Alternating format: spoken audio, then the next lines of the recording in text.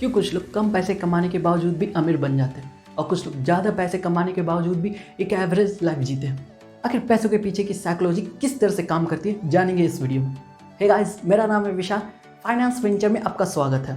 2014 America में लगभग 2.8 million लोग मरे थे और उनके साथ साथ रोनाल्ड रीड का भी डेथ हुआ था। लेकिन सभी लोग रोनाल्ड रीड के बारे में जानना चाहते थे। रोनाल्ड 25 सालों तक पेट्रोल पंप पे सफाई का काम किया और 17 सालों तक जेसी पेनी में एज अ फ्लोर क्लीनर के रूप में काम किया। और वो ज़्यादा पढ़े लिखे नहीं थे, उन्होंने बस सिर्फ हाई स्कूल कंप्लीट किया था, यानी क्लास 12 तक। आखिर उन्होंने ऐसा क्या किया कि सभी लोग उनके बारे में जानना चाहते थे। उन्होंने मरने के बाद लगभग $8 मिलियन यानी 58 करोड़ रुपए अपने पीछे छोड़ के गए थे। आखिर उनके पास इतना पैसा आया कहाँ से? उन्हें ना ही कोई लॉटरी लगा था और ना ही उन्हें विरासत में इतने पैसे मिले थे। उन्होंने लगातार कई सालों तक ब्लू चिप स्टॉक में इन्वेस्ट करते थे। आपके देश की सबसे बड़ी कंपनी के शेयरों को ब्लू चिप स्टॉक कहते हैं, जैसे इंडिया के HDFC, TCS, ये सब ब्लू चिप स्टॉक कहलाएंगे। वहीं बात करें रिचर्ड की, तो रिचर्ड हार्वर्ड यूनिवर्सिटी से अपना MBA कंप्लीट करके फाइनेंस के फील्ड में बहुत जल्दी सक्सेसफुल हासिल कर लिया। अपने 40 के एज में रिटायरमेंट घोषित कर दिया और एक आलिशान जिंदगी जी रहे थे। पर उन्होंने काफ़ी लोन अपने ऊपर ले रखा था। 2008 के रिसेशन में उन्हें इतना लॉस हो गया कि वो अपने आप को बैंकरप्ट घोषित कर दिया। इन दो कहानियों से ये पता चलता है कि फाइनेंस के फील्ड में सक्सेसफुल होने के लिए आपको डिग्री लेने की कोई ज़रूरत नहीं है। आप कम पढ़े लिखे होने के बावजूद भी अमीर बन सकते हैं। इसीलिए the psychology of money book से हम कुछ लेसन सीख रहे हैं। पहला लेसन है नो वन क्रेजी। आप पैसों को लेकर क्या सोचते हैं, क्या डिसीजन लेते हैं, ये आपके एक्सपीरियंस और लोग क्या सोचते हैं उस पर डिपेंड करता है। वहीं बात करें अमेरिका की, तो वहाँ के लोग हर साल लगभग $412 लॉटरी के टिकट खरीदने में खर्च कर देते हैं, यानी लगभग 30,000 रुपये। उनका मानना है कि उनकी ज़िंदगी बस ये लॉटरी ही बदल सकती है, क्योंकि वो जितना कमाते उतना खर्च हो जाता है। उनके पास कुछ भी सेविंग करने के लिए नहीं बचता। वहीं आपका सोचना ये गलत होगा कि ये ऐसे पैसे बर्बाद कर देते हैं, पर उनका सोचना अलग है। पर यह भी बात है कि एक लॉटरी का जीतने का चांस लगभग 0.0001% है। वहीं आप वही पैसा अगर इन्वेस्ट करते हैं तो रिटायरमेंट में आप एक करोड़पति भी बन सकते हैं। नेक्स्ट लेसन है luck and risk. Bill Gates उन चुनिंदा स्कूल में पढ़ते थे जहाँ के स्कूल में कंप्यूटर था।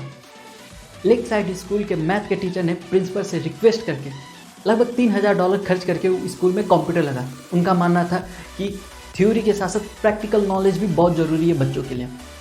1968 दुनिया में लगभग 303 मिलियन स्टूडेंट हाई स्कूल में जाते थे, जिसमें उनमें से सिर्फ 303 ही स्टूडेंट ऐसे थे जो कि उस स्कूल में पढ़ते थे।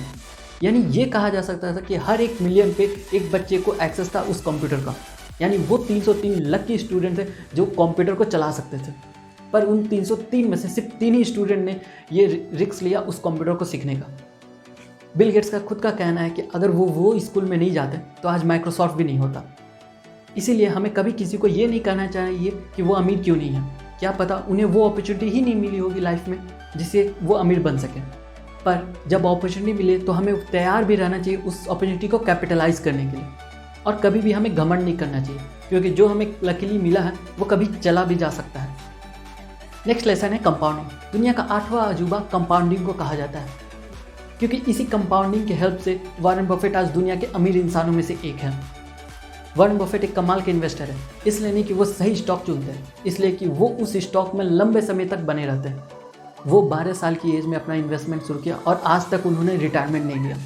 उन्होंने अपने स्टॉक को ग्रो होने दिया लंबे समय तक, जिससे ये हुआ कि कोको कोला के CEO को जितना पेमेंट नहीं मिलता उससे ज़्यादा वॉरेन बफेट को डिविडेंड के रूप में पैसे आते हैं। वो 12 साल की एज में अपना इन्वेस्टमेंट शुरू किया और आज तक वो इन्वेस्टमेंट को होल्ड किए हुए हैं।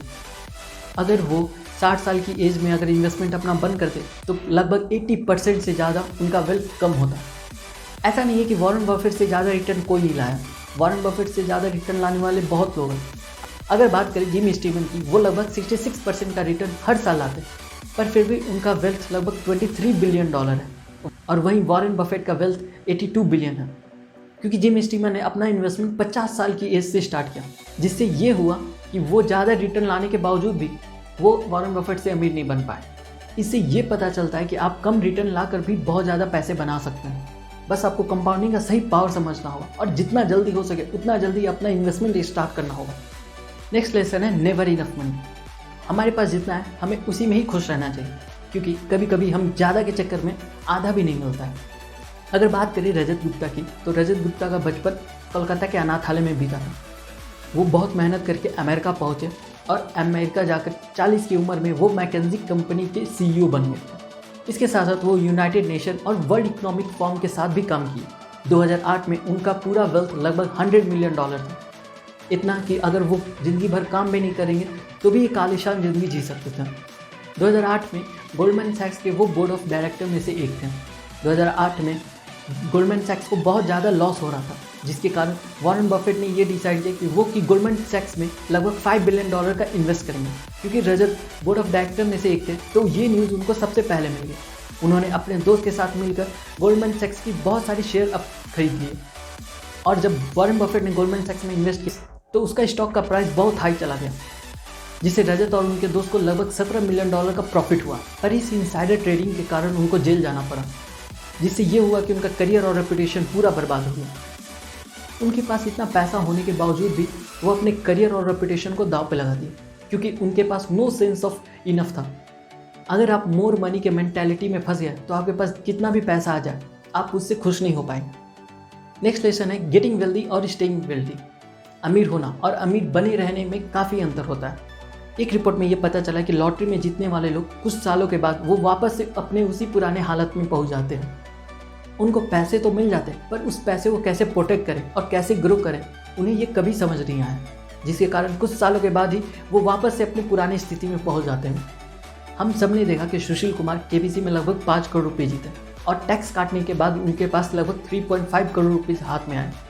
इतना कि अगर वो ज़िंदगी भर कुछ काम भी नहीं करते तो भी उनको इतने पैसे महीने के मिल जाते कि वो अपनी ज़िंदगी आराम से काट सकते थे। उस पैसों को किस तरह से खर्च करना है, किस तरह से इन्वेस्ट करना है, ग्रो करना है, ये उनको नहीं पता था, जिससे ये हुआ कि कुछ सालों के बाद FB पे पोस्ट करके उन्होंने ये बताया कि वो वापस से 18,000 की टीचर की नौकरी कर रहे हैं।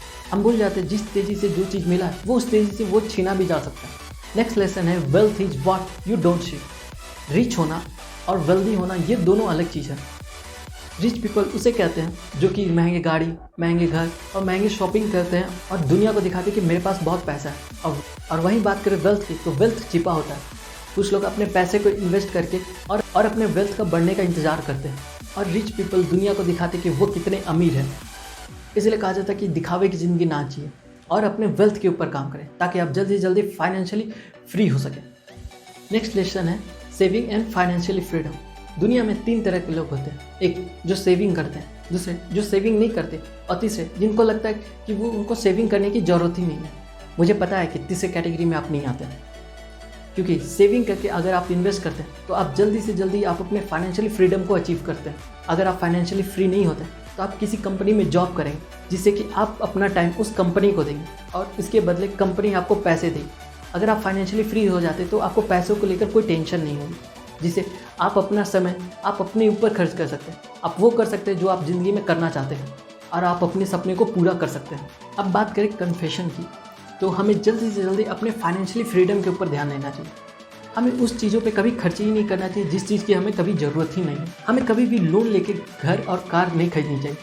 भले ये फाइनेंशियली डिसीजन गलत हो, पर ये एक अच्छा मनी डिसीजन है, जिससे कि कभी भी आपको लोन की EMI देने की टेंशन नहीं हो। जिससे ये होगा कि आपको फ्लेक्सिबिलिटी मिलती है, आप अपने जॉब को छोड़ के कुछ और भी ट्राई कर सकते हैं। हमें हमेशा अपने 20% पैसा इमरजेंसी फंड के लिए रखना चाहिए, क्योंकि कभी भी इमरजेंसी में आप अपने स्टॉक या फिर अपने एसेट को सस्ते रेट में ना बेचते। चार्ली मुंगर का कहना है कि कंपाउंडिंग तभी काम करती है जब आप उसके साथ छेड़छाड़ ना करते हो। ऐसे ही फाइनेंस और इन्वेस्टमेंट के बारे में सीखने के लिए आप इस चैनल को सब्सक्राइब कर सकते हैं। अगर आपको ये वीडियो अच्छा लगा हो तो लाइक के साथ साथ अपना सजेशन और ओपिनियन कमेंट बॉक्स में बता सकते हैं। इस वीडियो